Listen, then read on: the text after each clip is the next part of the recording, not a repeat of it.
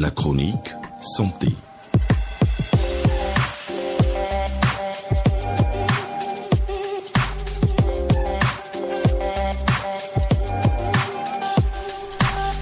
Et pour parler des types de cancers féminins et de leurs particularités, nous recevons ce vendredi Dr Juvénal Ranvou. Bonjour. Bonjour Madame Alette. Vous êtes médecin de santé publique au Programme national de lutte contre les maladies non transmissibles. Alors déjà, quels sont les types de cancers les plus fréquents chez les femmes, docteur? Merci beaucoup Madame Alette. Et d'abord, je vous remercie pour l'invitation. Bonjour chères auditrices, chers auditeurs. Alors, moi, c'est Dr Ranvou Juvénal, je suis médecin de santé publique au Programme national de lutte contre les maladies non transmissibles. Alors, très bonne question. Déjà, il faut dire que les cancers sont généralement un groupe de maladies et qui peuvent toucher en fait tous les organes du corps humain et qui sont généralement dus en effet à une prolifération, à une multiplication anormale des cellules du corps qui se multiplient jusqu'à dépasser les limites de leur organe normalement. Alors, il est, comme je l'ai dit, ça peut toucher tous les organes, mais chez les femmes, on a souvent des particularités. Comme vous le savez, la femme a une anatomie particulière, donc il y a des cancers spécifiques qui peuvent toucher la femme.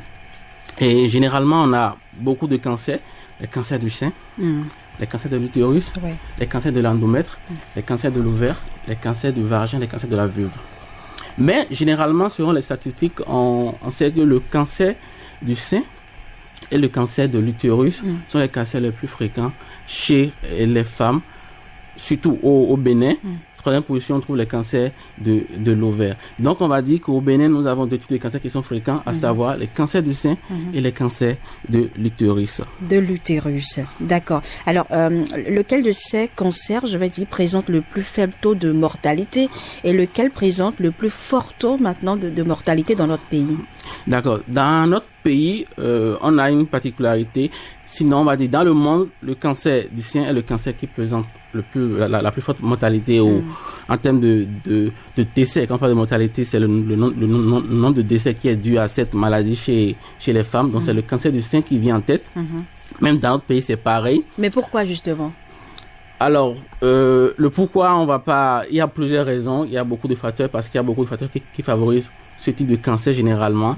Et souvent aussi, c'est un cancer peut-être qui est, comme tous les autres cancers, un tabou. Donc, les gens n'arrivent pas vite à demander les soins. Donc, on a un recours tardif aux soins et pas ricochet. Alors, on a le nombre de décès qui monte. Ailleurs, après ce cancer, on a souvent le cancer de l'endomètre. Mais chez nous, c'est le cancer de l'utérus, du col de l'utérus précisément, qui est le cancer qui vient en deuxième position. Et en termes de mortalité et en termes aussi d'incidence, c'est-à-dire de nombre de nouveaux cas de cancer par année. Ça veut dire que quand on prend le cancer de sein, il y a plus de décès liés à ce type de cancer que lorsqu'on prend le cancer du col de l'utérus, par exemple. Oui. D'accord. Oui. Mais vous dites qu'on ne pourrait pas vraiment justifier cela. On n'a pas vraiment tous les arguments pour dire pourquoi c'est le cancer de sein qui vient en tête. C'est ce qui a été remarqué généralement dans le monde entier et voilà. Et pourtant, il y a tellement de sensibilisation autour. Par exemple, quand on prend le cancer de sein, comment palper, on peut même, il y a l'autopalpation et puis il y a la palpation que les hommes aussi peuvent faire à leurs femmes, copines, voilà, pour les aider. Mais comment est-ce qu'on peut expliquer cela? Est-ce que c'est aussi dû peut-être à la mauvaise alimentation? Quels sont les facteurs de risque? Alors, il y a ça. Généralement, quand on parle de cancer, il y a des facteurs qu'on ne peut pas contrôler, il y a des facteurs qu'on peut contrôler, malheureusement. Donc, dans le cas des cancers, par exemple, pour le cancer de sein spécifiquement, on a l'âge. À partir de 50 ans, vous êtes beaucoup plus à risque de développer le cancer. Lorsque vous avez déjà eu un cancer, parce que on a deux seins, les femmes ont deux seins, et les hommes aussi d'ailleurs. Donc, et c'est le cas de dire que c'est pas seulement les femmes qui sont touchées. Mais quand vous avez déjà été dépisté avec un cancer d'un sein, vous avez beaucoup plus à risque de développer le cancer de l'autre sein. Aussi, votre maman ou votre tante a déjà eu un cancer dans la famille, vous êtes beaucoup plus à risque de développer le cancer. Nous avons d'autres facteurs, à savoir les facteurs qu'on peut modifier. Et c'est surtout ça qu'on va insister. Le tabagisme, l'alcoolisme, le manque d'activité sportive, avoir une vie qui n'est pas saine, je veux dire la malbouffe, comme vous savez aujourd'hui. En fait, ce sont des facteurs qui peuvent augmenter le risque de développer le cancer du sein. Et après, on a le côté génétique qu'on ne contrôle pas, qui peut être lié à des mutations d'un gène spécifique. Là, on ne peut pas contrôler toujours. Donc, quand malheureusement, vous avez cette mutation, ça veut dire que vous êtes à risque. Et dans un contexte donné, vous avez beaucoup plus de chances de développer, de malchance de développer, malheureusement, le cancer du sein. D'accord. Et qu'en est-il du cancer du col de l'utérus? Alors, le cancer du col de l'utérus, c'est un cancer qui est particulier parce que c'est un cancer qui est dû en majorité à un virus qu'on appelle le virus du papillomavirus. C'est un virus qu'on attrape généralement lors des contacts sexuels, dont on fait des rapports non protégés. Et ce virus persiste au niveau du col de l'utérus et après un certain nombre d'années peuvent donner des lésions. Et ces lésions peuvent évoluer généralement vers le cancer du col de l'utérus. Ça veut dire que c'est généralement ce virus qui est responsable dans 80-90% des cas de ce genre de cancer. Même si on a aussi d'autres facteurs, les mutations qui peuvent arriver. Mais en général, c'est ce virus-là qui est là. Et ce virus, dans un contexte où vous avez une immunodépression, dans un contexte où vous avez beaucoup plus de partenaires, vous avez beaucoup plus à risque de... La dépression, c'est un facteur de risque. L'immunodépression. D'accord. C'est-à-dire que vous avez des maladies qui vous obligent, qui diminuent la capacité de votre organisme à se défendre. Par exemple, l'infection au VIH, par exemple, le diabète, par exemple, c'est un traitement que le médecin, quand quelqu'un peut vous prescrire, qui va baisser votre immunité. Donc, dans ces cas, ce virus, alors, prend de la force, parce que c'est un virus normalement qui est contrôlé par l'organisme, mais quand votre immunité est baissée, ça prend de la force et ça entraîne des dégâts à long terme qui peuvent aller au cancer du col de l'utérus. Est-ce qu'il y a des signes qui peuvent nous alerter déjà? Bien sûr, il y a des signes. Il y a des signes qui peuvent nous alerter. Le premier signe, c'est, par exemple, vous êtes une femme en activité sexuelle, vous allez remarquer qu'après votre rapport, c'est après les rapports, vous avez un saignement. D'accord. Donc du sang qui coule. Qui coule. Après les rapports sexuels, ce n'est pas normal. Ou une douleur, ou bien lors de vos menstruations, vous remarquez que du coup, la durée de vos menstruations est devenue longue, ou bien vous saignez beaucoup.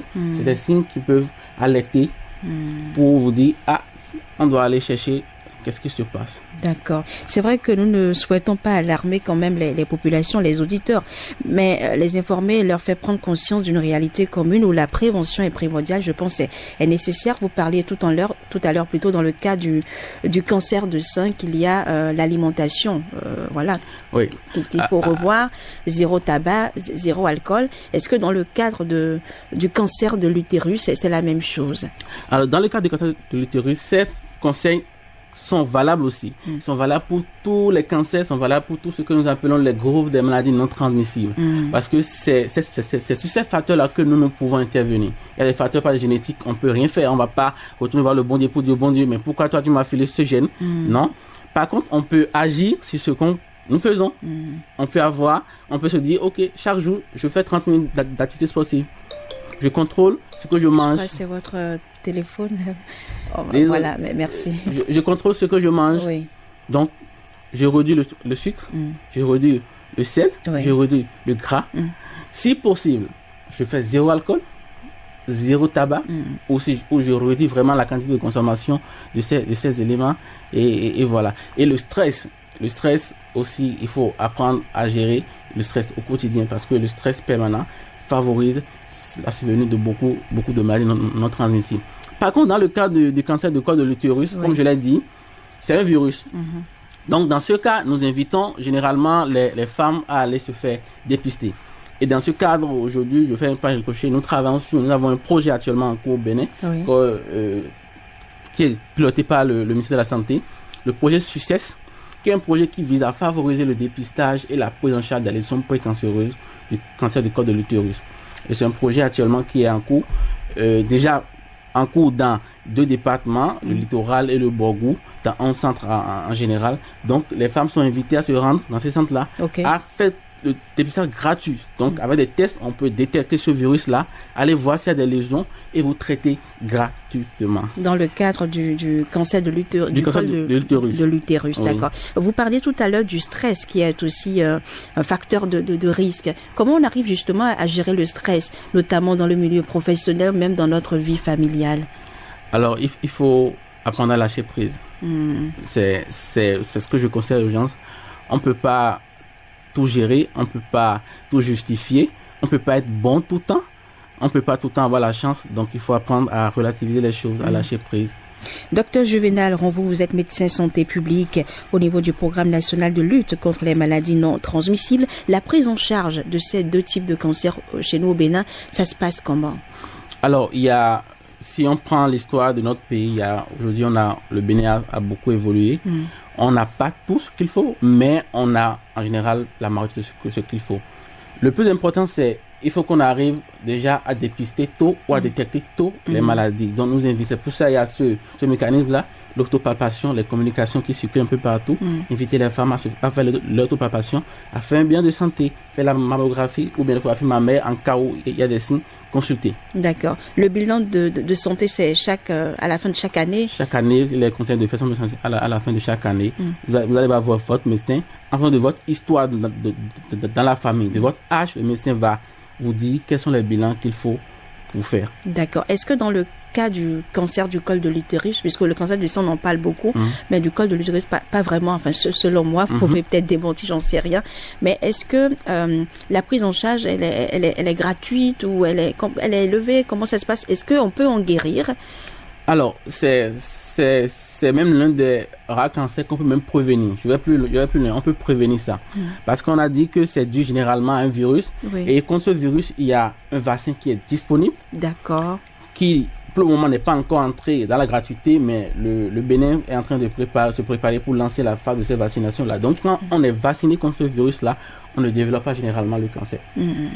Maintenant, c'est aussi un cancer qui prend du temps, comme les autres cancers. Donc, il y a 10 ans où on a des lésions précancéreuses où on peut prendre en charge. Et c'est ce pourquoi le projet dont je viens de parler est en cours. Donc ce projet dépiste ces lésions très tôt et on les traite gratuitement. D'accord. Maintenant, lorsque le cancer survient, le cancer est déjà là, il y a les moyens de traitement des cancers qui sont là, avec tout ce que le gouvernement a mis en place, avec les programmes de soins palliatifs. On a des molécules disponibles au Bénin pour faire les traitements. En fonction du stade, il y a les chirurgiens on peut faire la chirurgie, vous enlever quand c'est très tôt, et on va plus en parler. Mais quand c'est souvent très tard et c'est des années après que vous vous rendez à l'hôpital, là vous êtes d'accord avec moi qu'on ne pourra pas faire grand chose, c'est juste vous accompagner. Donc on a les moyens disponibles pour pouvoir prendre ça en charge. C'est un cancer qui est même évitable parce qu'on a tous les éléments. On peut non seulement se faire vacciner, mais on peut aussi prendre en charge très tôt les lésions que ce virus-là entraîne pour éviter le cancer. D'accord, c'est vrai que quand on parle de cancer, tout de suite on pense au pire, la mort et tout, mais ce n'est pas toujours le cas, vous venez de le dire. Ouais. Voilà. Qu'est-ce qu'il faut dire davantage pour rassurer? Alors, il faut rassurer, c'est vrai que le mot cancer, c'est un mot quand on entend cancer dans notre contexte, peut-être chacun a son histoire, on a peut-être une tante, un oncle, donc on pense non et non. Il faut déjà dire que le cancer, quand c'est vu tôt, on en guérit.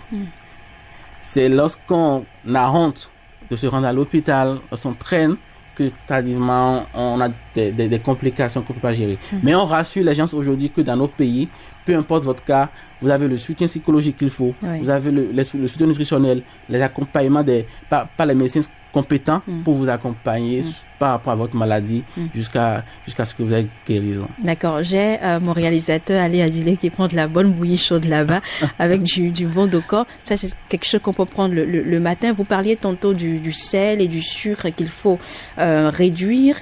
Est-ce qu'on peut même l'éviter? Je veux dire, est-ce qu'on peut faire de la bouillie on peut prendre la bouillie plutôt sans ajout de sucre? Est-ce qu'on peut préparer un repas sans mettre de sel, encore moins de bouillon et bien manger? Bien sûr. Même quand vous n'êtes pas habitué au goût. Même quand vous n'êtes pas habitué. Vous savez, au programme national de lutte contre les maladies non transmissibles, on a l'habitude de tester. C'est vrai que quand on le fait la première fois, c'est un goût bizarre. Mais je peux vous assurer, ça passe très bien. On peut bien manger sans sel. Le but, c'est pas forcément de manger sans sel, mais c'est de diminuer. Mais c'est pour vous dire que si déjà vous pouvez manger sans sel, sans sucre, ça veut dire que vous pouvez diminuer considérablement le taux de ce que nous mangeons. Généralement, nos habitudes sont difficiles parce qu'on est habitué à manger beaucoup sucré, beaucoup salé parfois, beaucoup gras. Donc, on pense que c'est ce qui est normal. Mais on peut bien le faire pour le bien de notre santé. Nous pouvons bien faire ça. Tout est possible. Puis la santé n'a pas de prix, comme on le dit. Exactement. Merci beaucoup, Dr Juvénal. Avez-vous quelque chose à ajouter pour conclure? Non, je vais vous remercier et j'aimerais vraiment inviter les femmes qui ont entre 25 et 65 ans, spécialement par rapport au cancer de col de l'utérus, à pouvoir se rendre dans des centres. Aujourd'hui, on a 11 centres au Bénin, on a 4 centres dans le nord, 7 centres au sud ici. Je vais peut-être citer quelques centres rapidement. Oui, allez-y. Alors, on a le centre de santé de Brigamin, le Chumel, le CNHU, Missessin, le centre de santé de Missessin, à Rwansori. Au nord, on a le CHD Bourgou, le centre de santé communal de Parakou, le CS Zongo et Pébié. Donc, dans ces centres-là, vous pouvez vous rendre pour pouvoir faire votre dépistage gratuitement par rapport au cancer de col de l'utérus. Et quand il y a une lésion, on vous prend en charge sans un franc. C'est depuis 2018, c'est en cours grâce à la Fondation Corinne Talon et ça continue aujourd'hui avec le ministère de la Santé. Donc, même si vous n'avez pas de symptômes, vous avez entre 25 et 65 ans, n'hésitez pas à vous rendre là-bas entre 8h et 14h. Les sages-femmes vont vous prendre en charge, ils vont vous faire peut-être gratuitement, vous allez enregistrer la prise en charge. Pourquoi justement ces centres-là? Le plateau technique est beaucoup plus... Non, c'est des centres pilotes. On a commencé depuis 2018 avec ces centres. D'ici quelques mois, nous allons étendre ça dans 40 autres centres. Donc, petit à petit, on va l'étendre à tous les autres départements du Bénin et tous les centres doivent être capables de le faire. Parce que c'est les tests moléculaires, donc on va dans un laboratoire de référence. Donc, pour pouvoir l'étendre à tout, il faut commencer à petite échelle, maîtriser les challenges pour pouvoir le déployer maintenant à grande échelle. Donc, voilà qui est clair. Merci beaucoup pour toutes ces explications, Dr Juvénal Ronvaux. Vous êtes médecin santé publique au niveau du programme national de lutte contre les maladies non transmissibles. On se dit à bientôt, à très vite. À bientôt, merci beaucoup. Et passez un excellent début de week-end. Il est déjà 6h58 minutes, 59 minutes maintenant. Agnès Bello revient pour le flash de 7h.